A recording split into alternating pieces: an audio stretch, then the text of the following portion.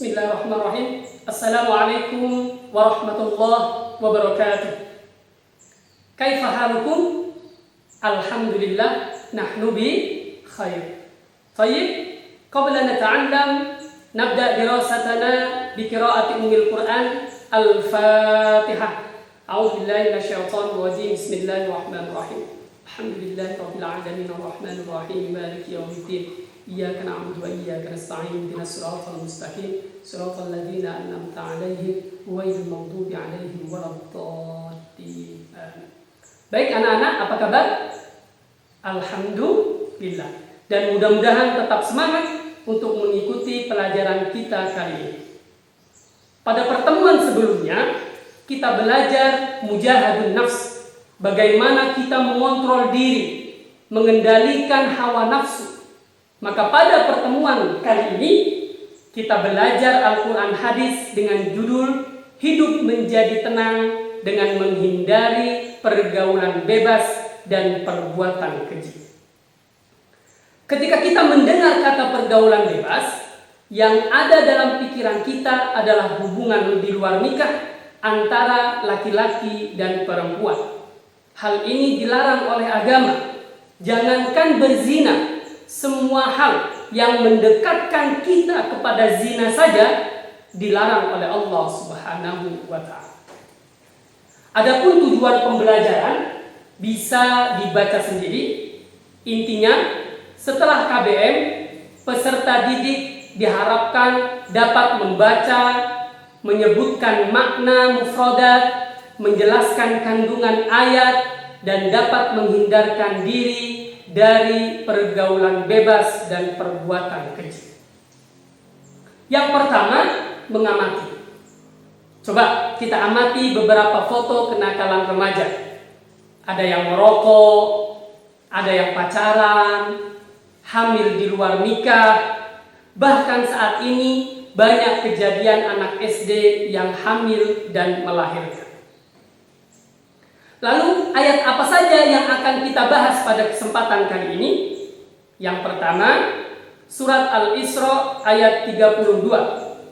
Yang kedua, surat An-Nur ayat 2. Dan yang ketiga, hadis Rasulullah sallallahu alaihi wasallam yang diriwayatkan oleh Abu Hurairah radhiyallahu anhu.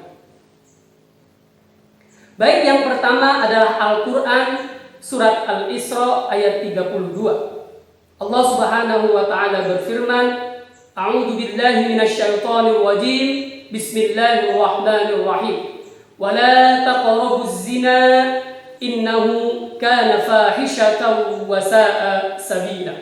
Dan janganlah kamu mendekati zina, karena zina itu sungguh suatu perbuatan keji dan suatu jalan yang buruk. Biasanya kita uraikan hukum bacaan tajwid satu persatu pada setiap ayat. Akan tetapi untuk mempersingkat waktu, kali ini kita ambil satu saja. Fahisyatan wa sa'a. Fahisyatan wa sa'a. Hukum bacaannya apa? Tanwin ketemu huruf wawu, dibaca idgham bi gunnah, dibaca berdengung. Idgham itu ada berapa? Ada dua, idgham bi gunnah berdengung dan idgham bila gunnah tidak berdengung. Idgham bi gunnah hurufnya ada 4, yaitu ya, nun, mim, dan waw. Sementara idgham bila gunnah hurufnya ada 2, yaitu lam dan ro. Anak-anakku sekalian, Ibnu Katsir di dalam kitabnya Tafsir Ibnu Katsir menerangkan bahwa ayat ini dengan jelas mengharamkan perbuatan zina dan hal-hal yang mendekatkan seseorang kepada perbuatan zina.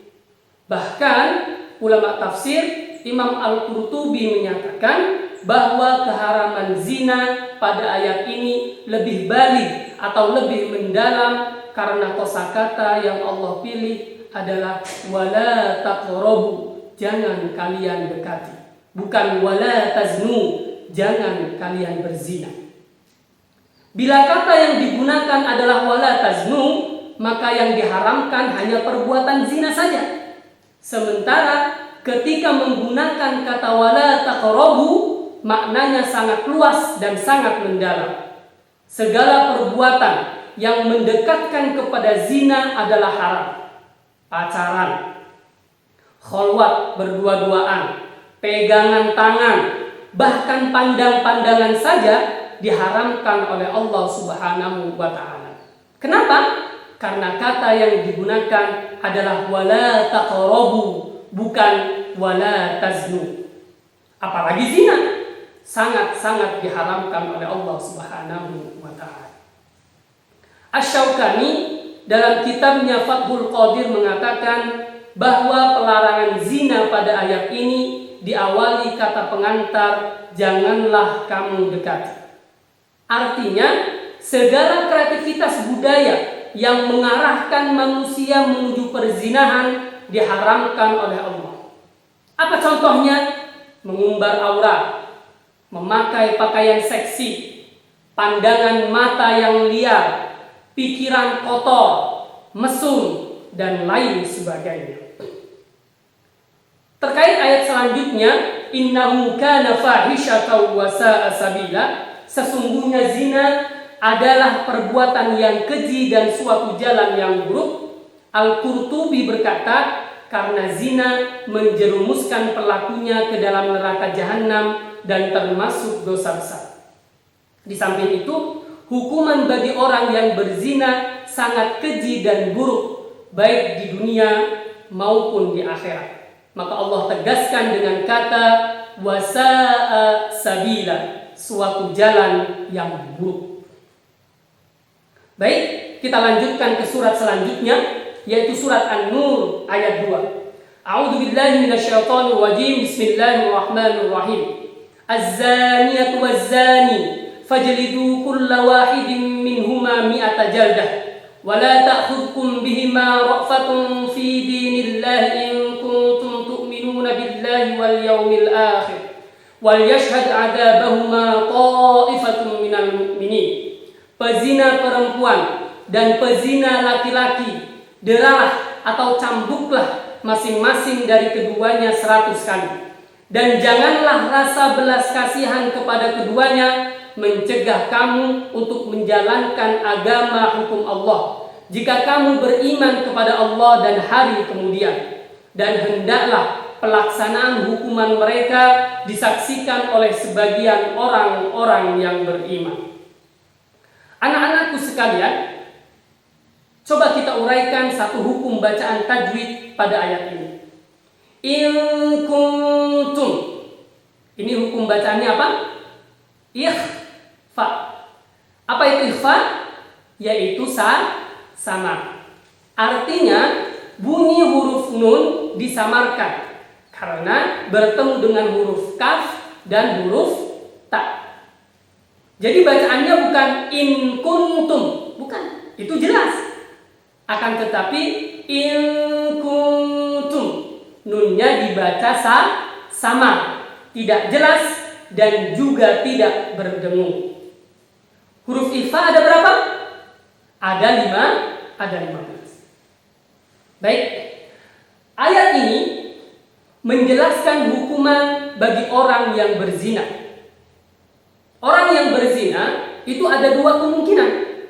Bisa jadi ia seorang lajang yang belum menikah, disebut dengan ghairu muhsan, atau bisa jadi dia telah menikah dengan pernikahan yang sah menurut syariat, disebut dengan muhsan. Jadi ada ghairu muhsan dan ada muhsan. Hukuman bagi pezina ghairu muhsan atau orang yang belum menikah adalah 100 kali cambukan, mi'ata jaldah, dan menurut jumhur ulama ditambah dengan diasingkan dari negerinya selama 1 tahun. Kemudian pelaksanaan cambuknya bagaimana? Wal yashhad 'adabahuma ta'ifatun minal mu'minin. Hukuman cambuk itu hendaknya dihadiri oleh sekelompok umat Islam.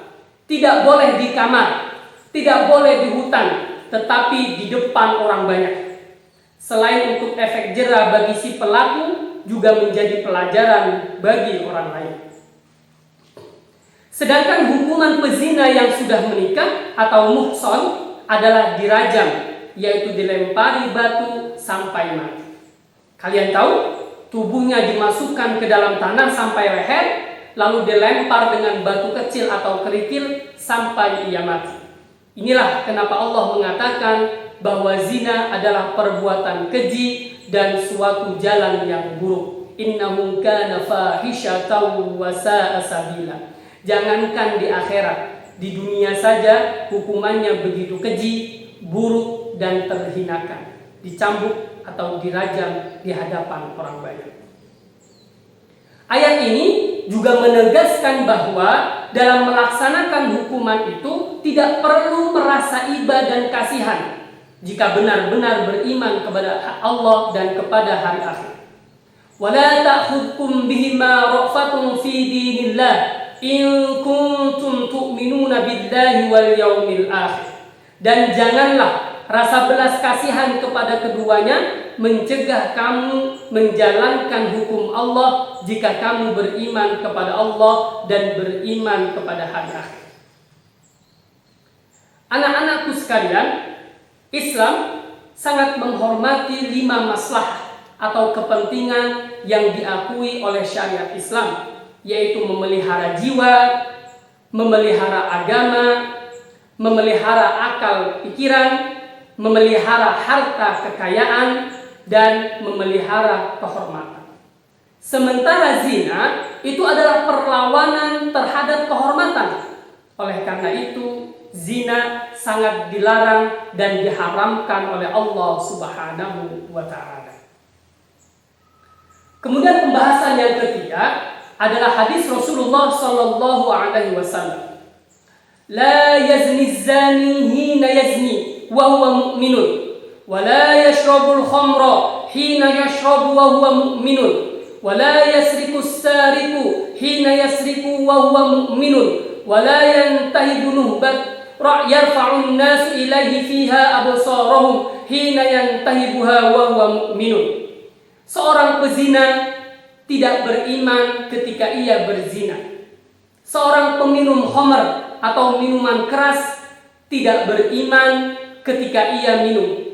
Pencuri tidak beriman ketika ia mencuri. Dan satu lagi, orang yang merampas barang atau istilah sekarang begal, seorang begal tidak beriman ketika ia merampas barang berharga dari orang lain.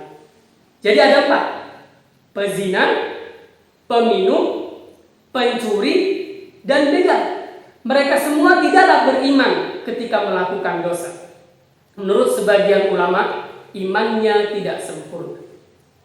Maka bisa diambil kesimpulan bahwa untuk menghindari perbuatan-perbuatan keji ini, kita harus meningkatkan keimanan kita kepada Allah Subhanahu wa ta'ala.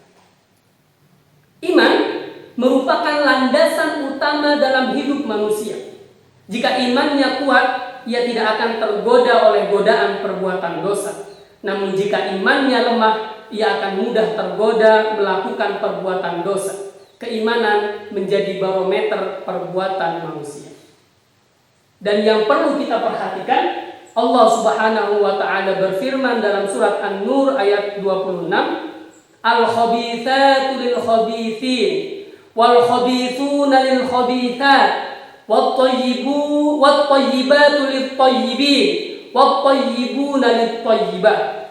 Wanita-wanita yang keji untuk laki-laki yang keji. Laki-laki yang keji untuk wanita-wanita yang keji pula. Wanita-wanita yang baik untuk laki-laki yang baik, dan laki-laki yang baik untuk wanita-wanita yang baik pula. Ini adalah cambukan yang keras bagi kita. Jika kita menginginkan pasangan yang baik, baik suami maupun istri, maka jadilah orang yang baik. Dan sebaliknya, jika saat ini kita termasuk orang yang keji, yaitu tidak baik, niscaya pasangan kita kelak juga bukanlah orang yang baik. Maka jangan mencari pasangan yang baik, tetapi jadilah orang yang baik untuk mendapatkan pasangan yang baik. Kemudian selanjutnya, perilaku orang yang menghindari pergaulan bebas dan perbuatan keji.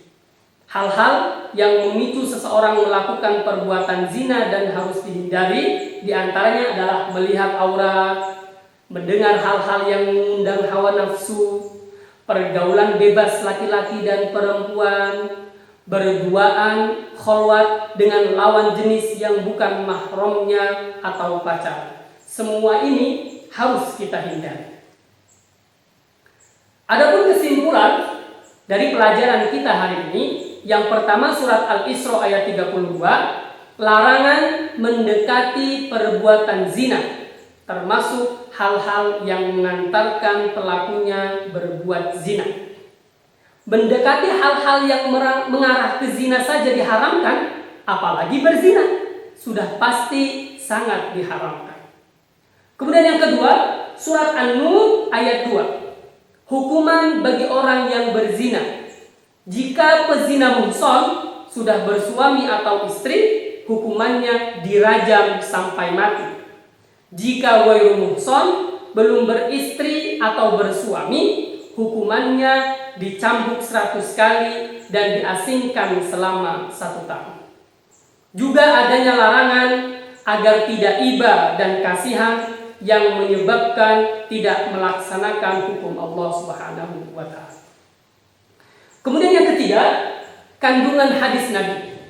Hadis ini menyebutkan bahwa ada perbuatan yang menyebabkan keimanan seorang mukmin tidak sempurna, yaitu berzina, meminum minuman keras, mencuri, dan merampas hak orang lain.